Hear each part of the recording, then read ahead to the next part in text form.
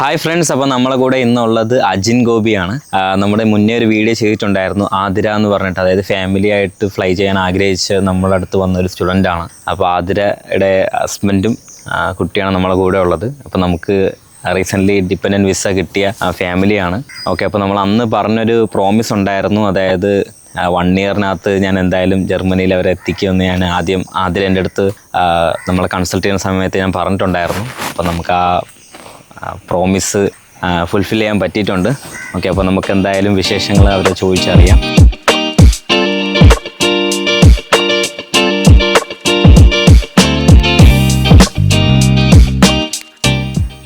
ഹാപ്പിയാണോ? അപ്പം ഹാപ്പിയാണല്ലോ, നല്ല ഹാപ്പിയാണ്. അപ്പം എന്തുകൊണ്ട് വിശേഷം? വിസ വന്നിരിക്കുകയാണ് അല്ലേ?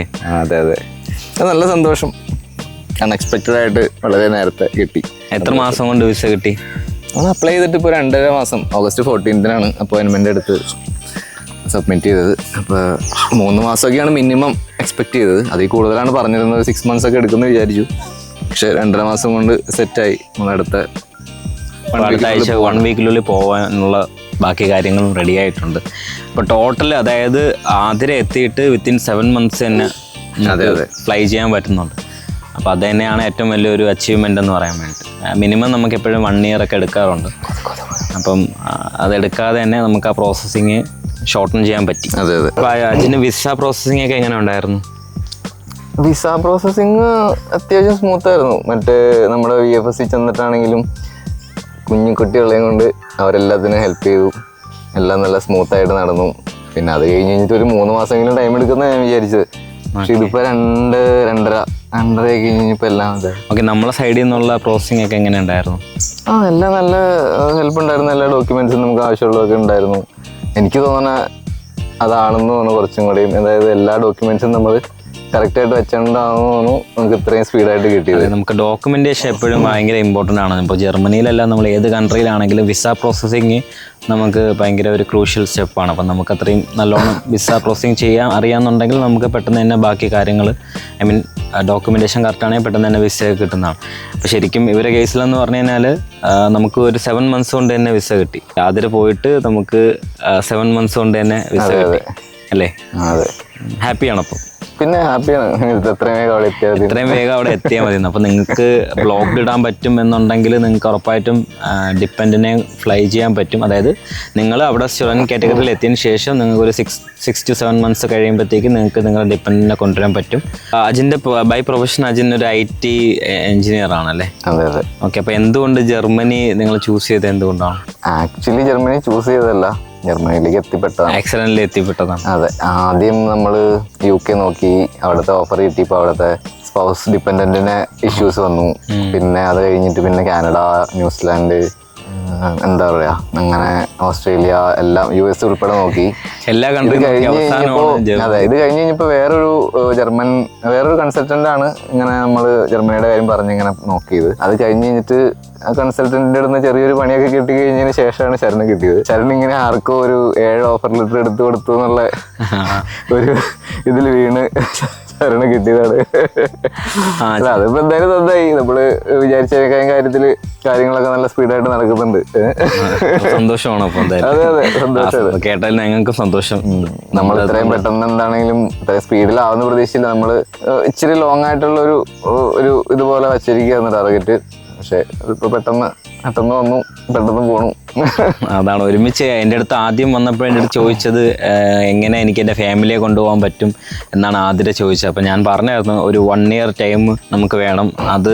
അതിന് ഓക്കെ ആണെങ്കിൽ മാത്രമേ നമുക്ക് സ്പൗസിനെയും കൂടെ കൊണ്ടുപോകാനുള്ള ഒരു സമയം കിട്ടത്തുള്ളൂ. അല്ല നമ്മൾ ഫേക്ക് പ്രോമിസ് കൊടുത്തിട്ട് കാര്യമില്ല. ഇപ്പം ഞാൻ അതിന് മുന്നേ ആയാലും ഞാൻ എപ്പോഴും പറയുന്നു 1 year എടുക്കും, 1 year ടൈം എടുക്കും. അത് നിങ്ങൾ മെൻ്റലി അത്രയും പ്രിപ്പയർ ആയിരിക്കണം എന്ന് എപ്പോഴും പറയുമായിരുന്നു. അപ്പോൾ അതിൻ്റെ റീസൺ എന്ന് പറഞ്ഞു കഴിഞ്ഞാൽ ഇപ്പം visa processing, I mean German bureaucracy ഭയങ്കര സ്ലോ ആണ്. അപ്പോൾ അതുകൊണ്ട് തന്നെ ഓരോ പേപ്പർ വർക്കിനും നല്ല ടൈം എടുക്കും. പിന്നെ നമ്മൾ പ്രോപ്പർ ഡോക്യുമെൻറ്റേഷൻ ആണെങ്കിൽ നമുക്ക് ഫാസ്റ്റായിട്ട് ചെയ്യാൻ പറ്റും. അപ്പം നമ്മളതിൽ എക്സ്പീരിയൻസ്ഡ് ആയതുകൊണ്ട് പ്രോസസ്സ് ഫാസ്റ്റ് ആയതുകൊണ്ട് നമുക്ക് വിസ ഒരു 7 months ഉണ്ട്. അതായത് വൈഫ് ഫ്ലൈ ചെയ്തിട്ട് 7 months കൊണ്ട് തന്നെ വിസ കിട്ടി. അപ്പം അവർ ഫാമിലി ആയിട്ട് പോവാൻ നിൽക്കുകയാണ്. അപ്പോൾ ഈ സന്തോഷത്തിൽ നമ്മളും അതിൽ പങ്കുചേർന്നതിൽ സന്തോഷമുണ്ട്. അത് കറക്റ്റാണ്. എന്ന് വെച്ച് കഴിഞ്ഞാൽ അതിൽ കാര്യം എന്ന് വെച്ച് കഴിഞ്ഞാൽ നമ്മൾ തന്നെ ഇപ്പോൾ ഒരുപാട് പേര് അവിടെ സ്പൗസിനെ കൊണ്ട് എത്തിപ്പെട്ടവരുണ്ട്, അല്ലെങ്കിൽ ഒരുപാട് പേര് ഇപ്പോൾ ട്രൈ ചെയ്യുന്നവരുണ്ട്, സിംഗിൾ ആയിട്ട് ട്രൈ ചെയ്യുന്നുണ്ട്, കൺസൾട്ടൻസി ആയിട്ട് ട്രൈ ചെയ്യുന്നുണ്ട്. രണ്ട് രീതിയിൽ നമുക്ക് അവരൊക്കെ നമ്മുടെ അടുത്ത് പേഴ്സണലി അഡ്വൈസ് ചോദിക്കുന്നുണ്ട് എങ്ങനെയാണ് ഇത് ചെയ്യുന്നത് എന്നുള്ള രീതിയിൽ. അപ്പം നമ്മൾ ശരൻ്റെ അടുത്തേക്ക് ഡൈവേർട്ട് ചെയ്യുക. കാരണം നമുക്ക് ഇതിൽ കൂടുതൽ ഇൻഫർമേഷനും കാര്യങ്ങളൊന്നുമില്ല. നമ്മൾ തന്നെ ചെയ്യാൻ നോക്കുന്ന എന്ത് കാര്യവും നമ്മൾ തപ്പുമ്പോൾ അത്യാവശ്യം സ്ട്രഗിൾ ആണ്. നമ്മൾ സെർച്ച് ചെയ്തിട്ട് ചെയ്യാൻ കാര്യം ഇൻഫർമേഷൻസ് ഒക്കെ ഉണ്ട്. പക്ഷെ എന്നാലും അറ്റ് എ ടൈം അവരൊരു കാര്യം ചോദിക്കുമ്പോൾ നമ്മൾ ഇപ്പോൾ എംബസിയിൽ നിന്ന് തന്നെ മെയിൽ വന്നിട്ട് നമ്മളെ റിപ്ലൈ ചെയ്യണമെന്നുണ്ടെങ്കിൽ പ്രോപ്പർ അല്ലാന്നുണ്ടെങ്കിൽ ഈ സാധനം വീണ്ടും ഡിലേ ആവും. അതെ, ആക്ച്വലി എങ്ങനെയാണെന്ന് വെച്ചാൽ നമുക്ക് എല്ലാ പ്രോസസ്സും നമുക്ക് സെൽഫായിട്ട് ചെയ്യാം, പിന്നെ നിങ്ങൾക്ക് കൺസൾട്ടൻസി യൂസ് ചെയ്യാം. അപ്പം അത് ഓരോരുത്തരെ ഡിപ്പെൻഡ്. ഇപ്പം നമുക്ക് അതിന് വേണ്ടി ടൈം ഇൻവെസ്റ്റ് ചെയ്യാൻ ഉണ്ടെന്നുണ്ടെങ്കിൽ ഉറപ്പായിട്ട് ടൈം ഇൻവെസ്റ്റ് ചെയ്യാൻ വേണം. പിന്നെ ഈ പറഞ്ഞ പോലെ നമുക്ക് എല്ലാത്തിനെ കുറിച്ച് ആരെങ്കിലും ഹെൽപ്പ് ചെയ്യാനുള്ളതാണ് ബെറ്റർ എന്നുള്ളത് എനിക്ക് തോന്നുന്നത്. കാരണം അല്ലെങ്കിൽ നമുക്ക് ഇത്രയും സ്പീഡിൽ എന്തായാലും അങ്ങനെ ആരും പറഞ്ഞു കേട്ടിട്ടില്ല. എല്ലാവരും എന്തെങ്കിലും കാര്യത്തിൽ സ്ട്രഗിൾ ചെയ്തിട്ട് ഡിലേ ആയിപ്പോയതാണ് പൊതുവെ പറയുന്നത്. ഇപ്പൊ ഹെൽപ്പ് ചോദിക്കുന്നവരാണെങ്കിൽ പോലും അങ്ങനെയാണ് കണ്ടുവരുന്നത്. ജർമ്മനി പോയിട്ട് എന്താണ് നെക്സ്റ്റ് പ്ലാൻ, എങ്ങനെയാണ് നിങ്ങളുടെ? അത് എന്താ പറയാ, നമ്മുടെ നിലവിലുള്ള ജോലി കണ്ടിന്യൂ ചെയ്തിട്ടാണ്. വർക്ക് ഫ്രം ഹോം ആണ്, IT ആയതുകൊണ്ട് ഗ്രാജുവലി നമ്മുടെ നിലവിലുള്ള എംപ്ലോയറിനെ സപ്പോർട്ട് ചെയ്തിട്ടായിരിക്കും നിൽക്കുക.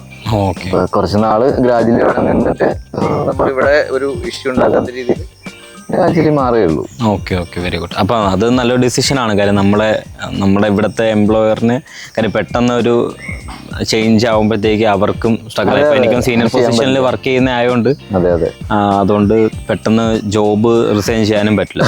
ഈവൻ ജർമ്മനിയിൽ പോയി കഴിഞ്ഞാലും എന്തായാലും IT ആയതുകൊണ്ട് തന്നെ ജോബ് ഓപ്പർച്യൂണിറ്റി ഉണ്ടാവും. പിന്നെ ജർമ്മൻ ലാംഗ്വേജ് ഒബ്വിയസ്ലി ഞങ്ങൾ എപ്പോഴും എല്ലാ വീഡിയോയിലും പറയുന്ന പോലെ ജർമ്മൻ ലാംഗ്വേജ് പഠിച്ചിട്ട് ജർമ്മനി പോകണം എന്ന് പറയുന്നത്. അപ്പം അജിനും ജർമ്മൻ പഠിച്ചിട്ടുണ്ടായിരുന്നു. അപ്പോൾ അതേപോലെ ജർമ്മനൊക്കെ പഠിച്ചിട്ടാണ് നിങ്ങൾ ജർമ്മനിയിൽ പോകുന്നതെന്നുണ്ടെങ്കിൽ ഉറപ്പായിട്ട് നിങ്ങൾക്ക് അവിടെ ഒരു ലൈഫ് ഉണ്ടായിരിക്കും. ഈവൻ നിങ്ങൾക്കിപ്പോൾ അവിടെ ഒരു വർക്ക് ലൈഫ് ബാലൻസ് കിട്ടണമെന്നുണ്ടെങ്കിൽ നല്ലൊരു ജോലി വേണം. അപ്പോൾ ആ ജോലി കിട്ടണമെന്നുണ്ടെങ്കിൽ എന്തായാലും ജർമ്മൻ വേണം.